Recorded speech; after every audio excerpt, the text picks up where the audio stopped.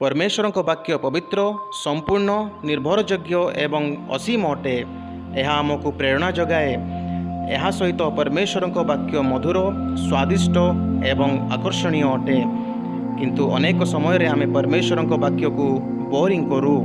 उदाहरण स्वरूप आमर चाउल अच्छी जदि आम सब बेले एथिरु केवल भात बनाओ तेबे यह विरक्तिकर हो जाए। किंतु जदि आम एथिरु भात पुलाव बिरयानी खिचड़ी इत्यादि तैयारी करूँ तेबे यह आकर्षणीय हो जाए। तेबे आम कहीं परमेश्वर पवित्र वाक्य को विरक्तिकर करवा। यह चैनल रे बाइबल रु किछि परिचित घटना गुड़ी को एक नियारा शैली रे अध्ययन करवा। प्रत्येक सप्ताह रे गोटे मेसेज 3टी भाषा रे, सोमवार इंग्राजी रे, बुधवार हिंदी भाषा रे एवं शुक्रवार उड़िया भाषा रे। दयाकोरी यह चैनल को सब्सक्राइब करंतु एवं निज पसंदर भाषा रे परमेश्वर वाक्य को शुणंतु।